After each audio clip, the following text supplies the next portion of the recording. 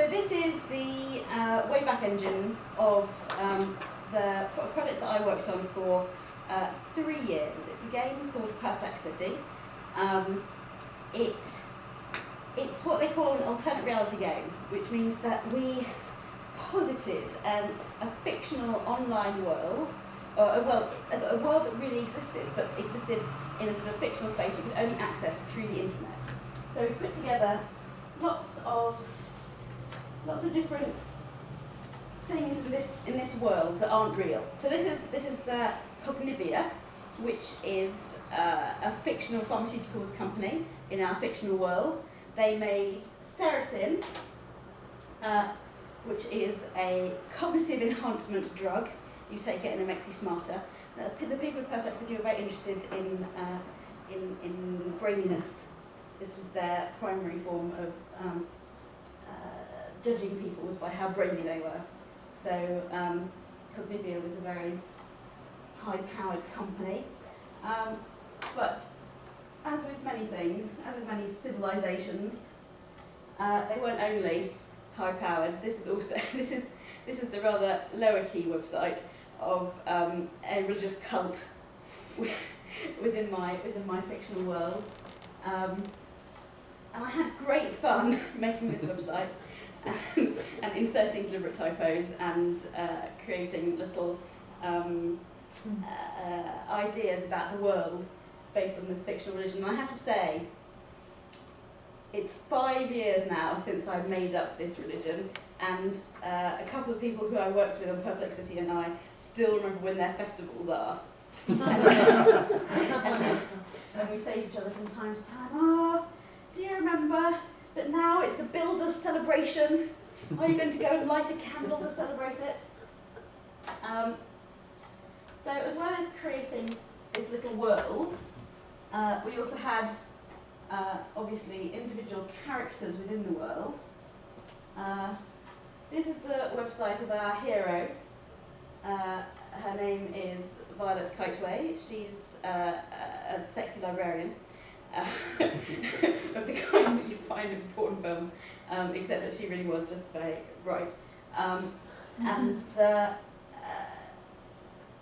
the mystery of Perplexity was that they had lost their cube. It happens to everybody from time to time.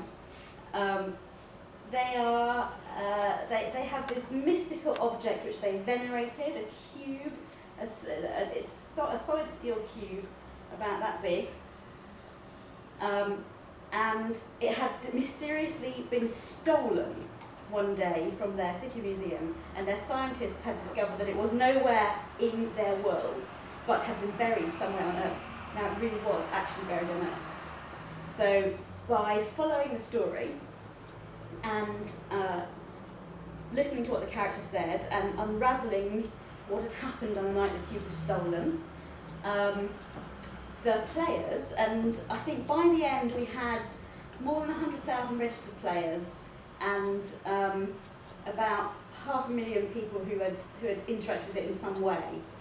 So they'd kind of come and have a look at it and sort of read some of our stuff. By solving different puzzles, players could go and find where the cube was on Earth, and then would have to actually go to that physical location with a spade, dig it up, and if they brought it to us, then we gave them £100,000. And somebody did in fact dig it up, and they did in fact get £100,000, and that was the end of that game. But it was 2.5 years of live, and then there had been about 9 months of prep before that.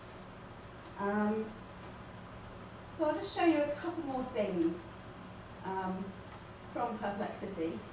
This is the little website of Scarlett. That's Violet's younger sister. She's a plucky young journalist, and various terrible things happened to her over the course of the game. If you're writing a story that lasted 2.5 years, which is essentially a soap opera, I mean, as happens in EastEnders, all of the characters repeatedly have terrible things happen to them. the kind that, if one of them happened to you in your life, that would blight your entire life. But it was kind of that.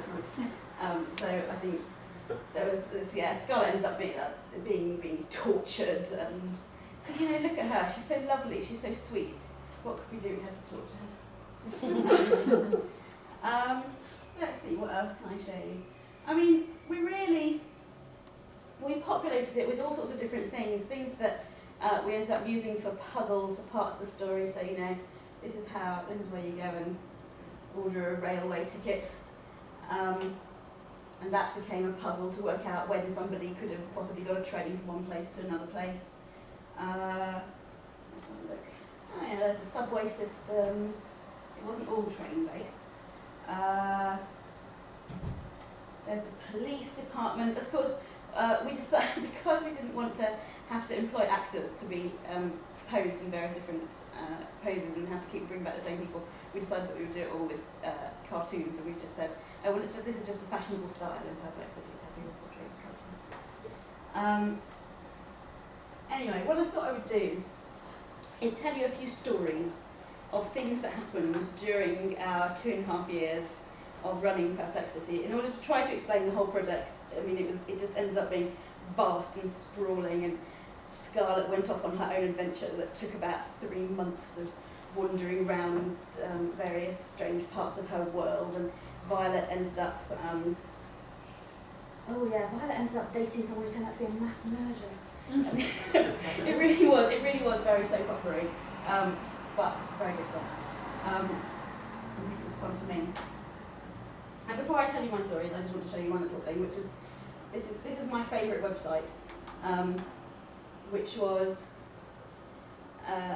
designed, I thought, beautifully by one of our designers here. This was a website that was made by the person who had stolen the cube, but of course the players didn't know who that was, so they had to try to get clues from this rather mad website, where this person wasn't really clear what they were trying to tell them, and they were just sort of describing their experiences. And I thought this website came out so beautifully.